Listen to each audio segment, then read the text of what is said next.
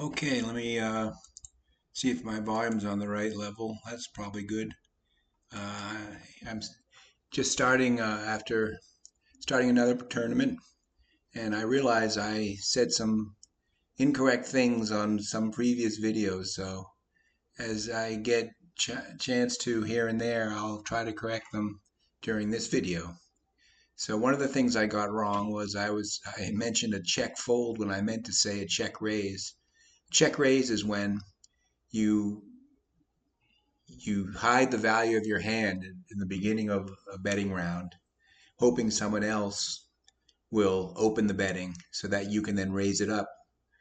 So a check raise is a technique that, and sometimes they can be bluff check raises where you really have nothing but you pretend you have something. So it's all psychological games that go on. So when I said check fold, I meant to say check raise. All right, 7-6 suited. I'll take a runner on it.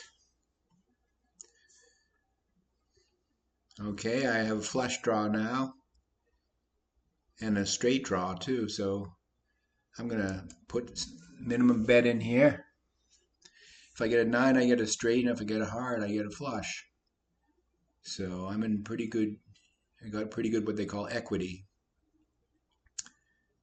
Okay, so what are the other mistakes I made in previous videos? I remember I had 3 of them. That was one of them, the check raise.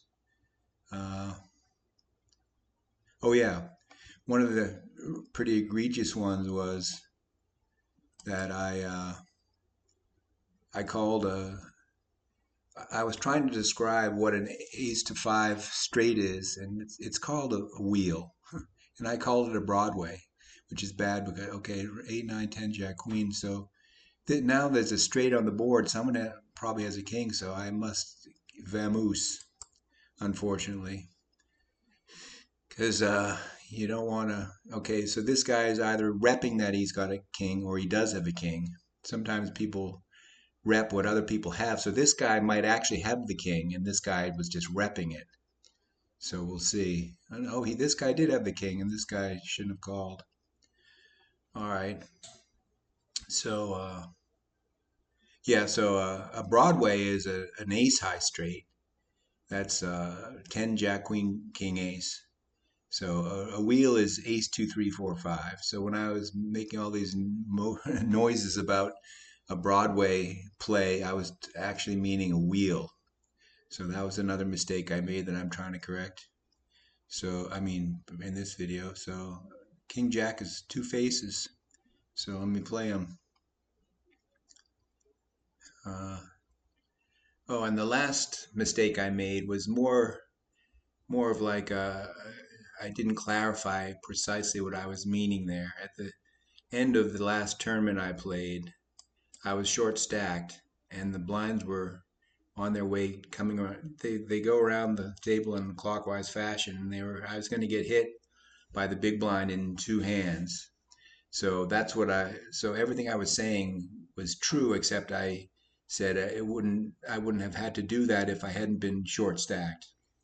So when you're short stacked, you can't just wait around and hope that you get uh, a good hand when the big blind comes around. If you're a couple hands away from the big blind and you're dealt a decently good hand, then it makes sense to back that hand instead of waiting around for what might be a worse hand. So that's all I was trying to say at the end of the last video. So I don't even have a pair here.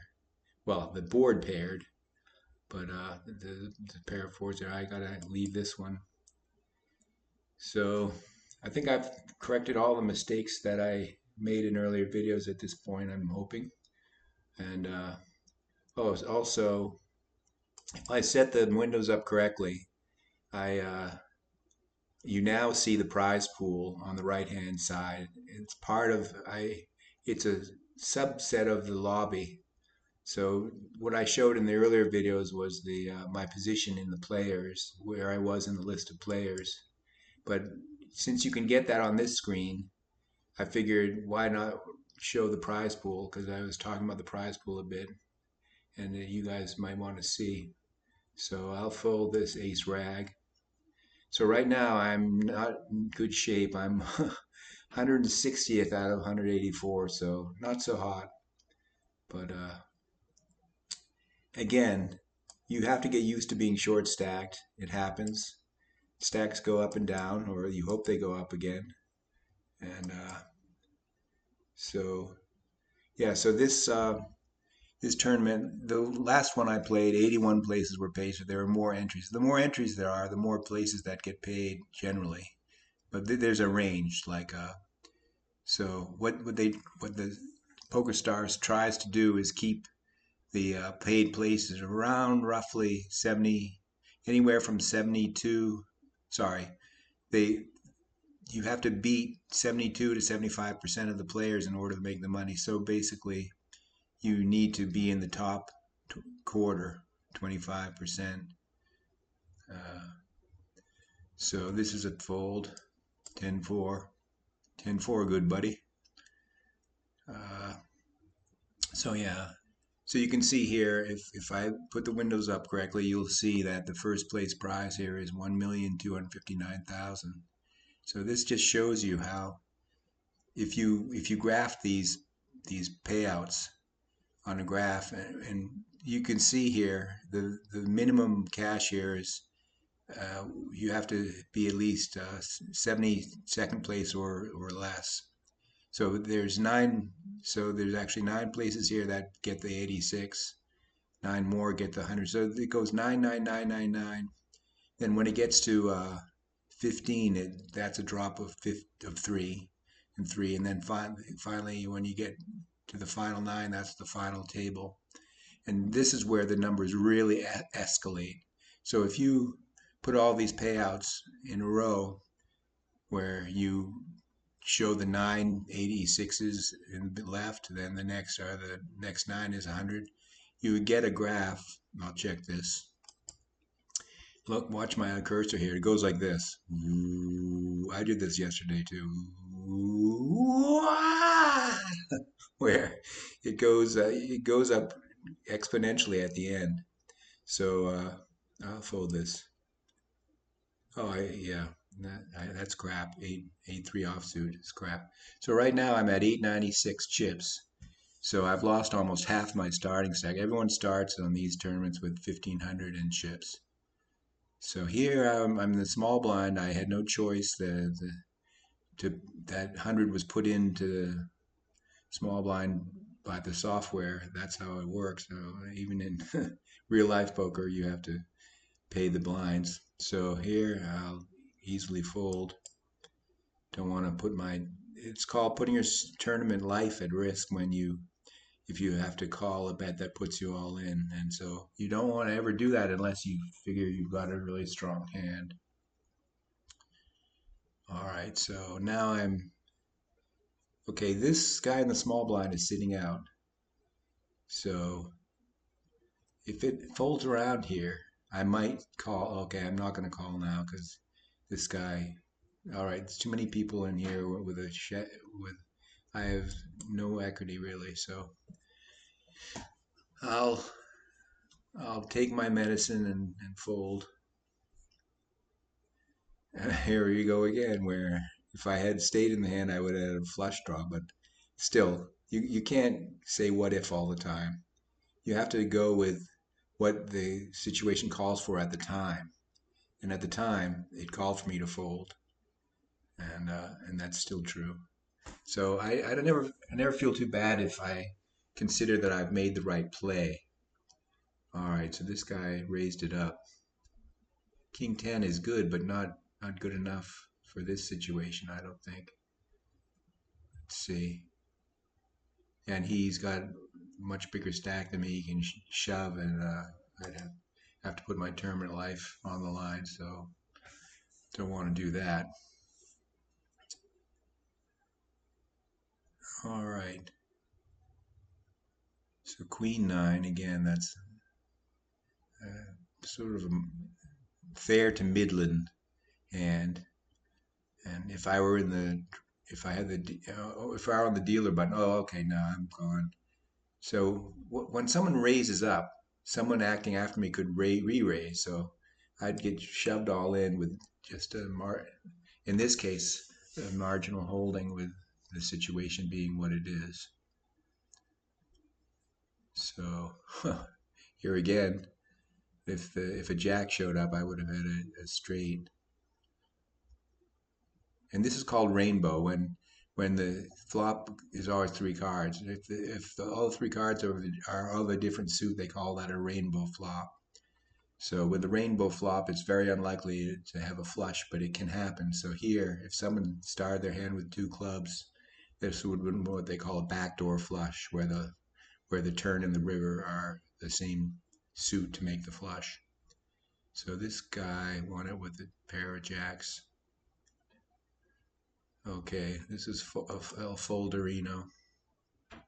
So yeah, I was saying yesterday about how there you get runs of cards, streaks where you get good cards and streaks where you get bad cards.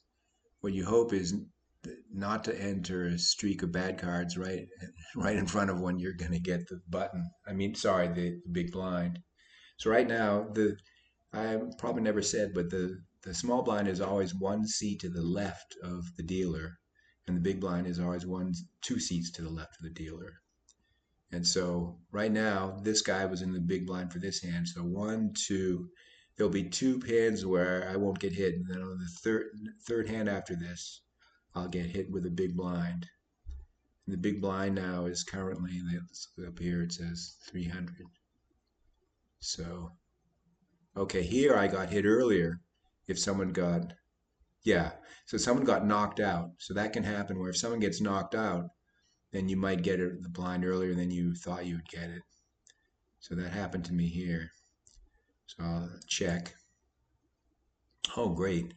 So I've got a pair of kings. It's pretty strong. I don't have a good kicker, but hey, what are you going to do?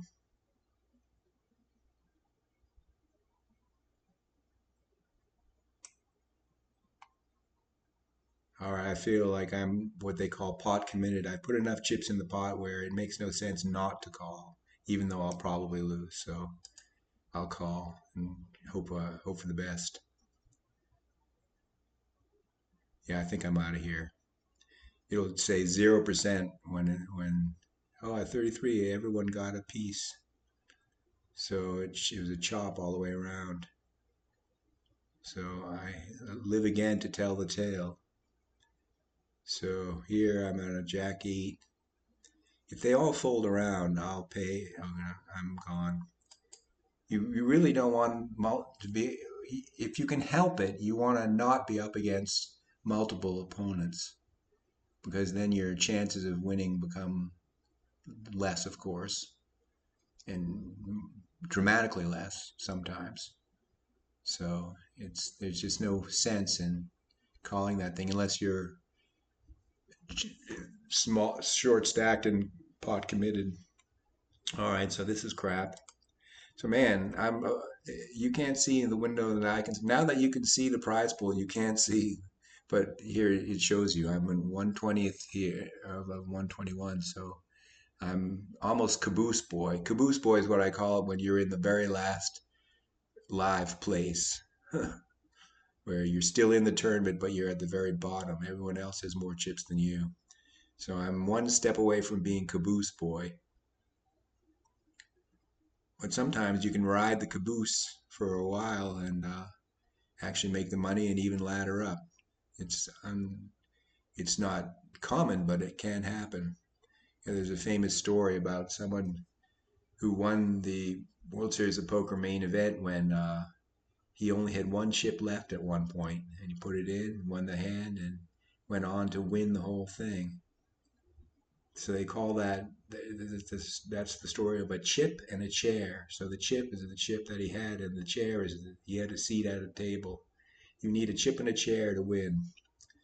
Okay, so I'll fold this.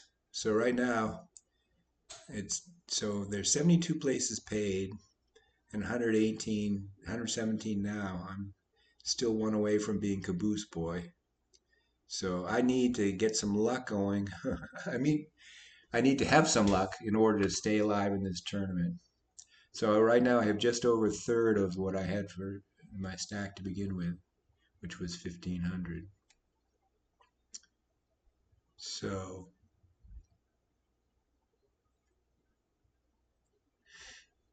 yeah, sometimes you just try to hang on, and there's nothing you can do when the blinds come around. Though once they come around and they escalate all periodically. They never get smaller; they always get bigger.